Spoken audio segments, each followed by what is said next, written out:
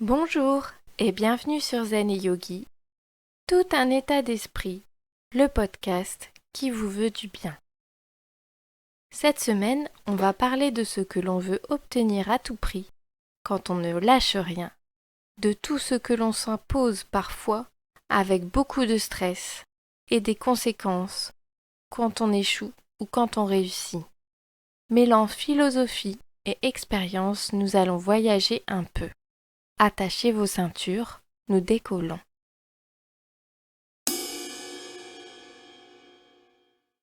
Imaginons. Je suis à mon travail, je bosse dur sur ce dossier que je dois rendre au plus vite. Je le rends à ma responsable qui me dit que ce n'est pas bien, qu'il faut tout refaire. Du coup, c'est probablement raté pour la promotion. Je le prends très mal, déjà que je n'aime pas vraiment ce travail. Ou je reporte la faute sur ma chef, qui ne sait pas apprécier la qualité de mon travail. Je suis étudiante et je bosse à fond. L'examen arrive, mais je ne réussis pas comme je l'aurais voulu. Autre situation, vous voulez quelque chose à tout prix. C'est une obsession qui vous fait souffrir constamment de son absence, alors que le résultat n'est pas encore là. Vous avez enfin obtenu ce que vous convoitiez depuis longtemps. Une fois passée l'excitation du moment, vous vous sentez vide. Nous avons tous vécu ce genre de choses. Bien souvent, les émotions prennent le dessus et l'on s'en veut. Stop, comme on a pu le voir dans d'autres épisodes, essayons de faire un arrêt sur image. Sortir de ce schéma n'est pas simple, je le sais bien. Je suis toujours imparfaite, comme je vous le dis souvent. Heureusement, j'ai une boîte à outils spéciale développée au fil du temps, par mes rencontres. Et d'ailleurs, j'en profite pour vous dire merci. Merci à ces personnes qui se reconnaîtront peut-être. Et oui, je n'ai rien inventé. Et si vous ne vous servez jamais de vos outils, ils prendront la poussière dans un coin et vous les oublierez. Comment s'affranchir du résultat, ce Graal tant voulu que l'on se transformerait en Indiana Jones, prêt à franchir tous les obstacles? Il faut d'abord comprendre une chose, et cela s'explique par un tout petit dessin que j'ai eu la chance de découvrir en formation de gestion de projet. Chose qui n'a rien à voir finalement, mais cela n'en perd pas sa cohérence. Imaginez-le ou dessinez-le à votre guise. Faites un petit cercle dans un plus grand cercle. Simple, non? Le petit cercle, c'est vous, votre être entier. Votre corps qui peut bouger, appréhender des objets, mais aussi vos pensées, vos idées, vos paroles et vos actes. Vous, en tant que petit cercle, êtes dans le grand cercle, qui représente les autres, leurs pensées, mais aussi tout ce qui est extérieur à vous. C'est la réalisation concrète du macrocosme et du microcosme, de soi et des autres. On ne peut pas changer ce que les autres pensent de nous, ou même intervenir sur quelque chose d'extérieur à nous et à nos moyens. Les philosophes grecs l'avaient bien compris. Écoutez ce passage du manuel d'Épictète.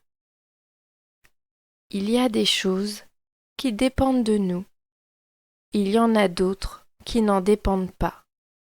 Ce qui dépend de nous, ce sont nos jugements, nos tendances, nos désirs, nos aversions.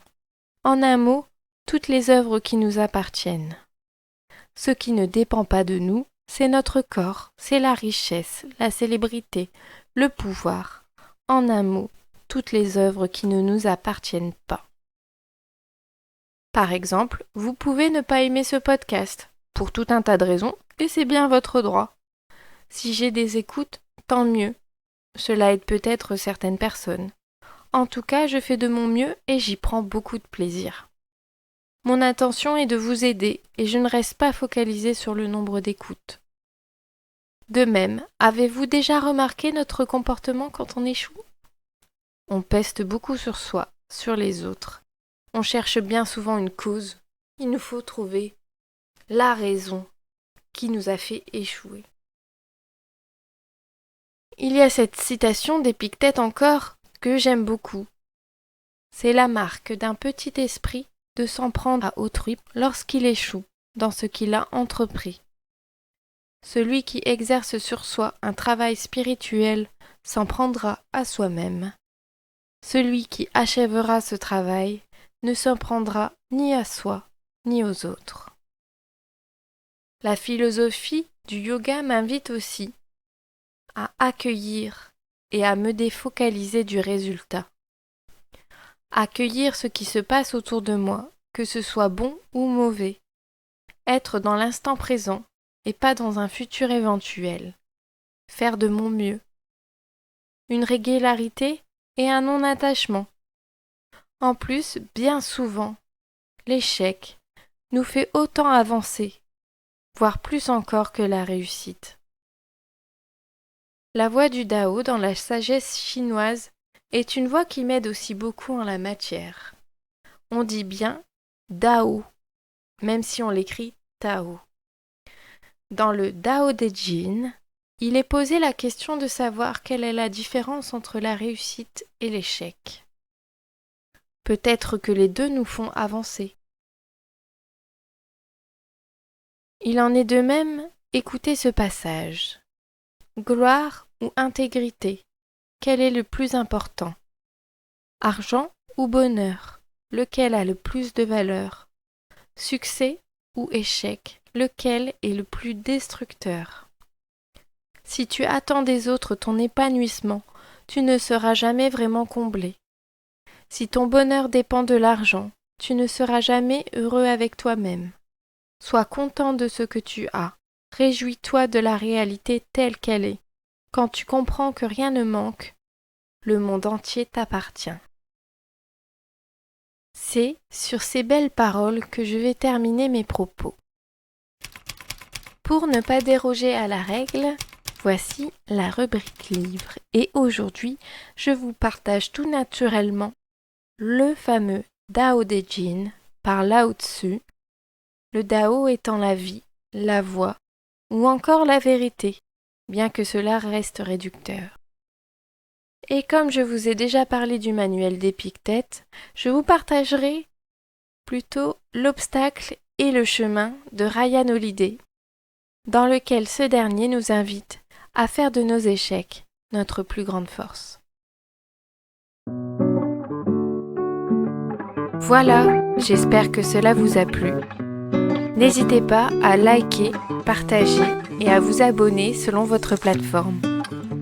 N'oubliez pas, le bonheur se trouve en vous, alors cultivez-le.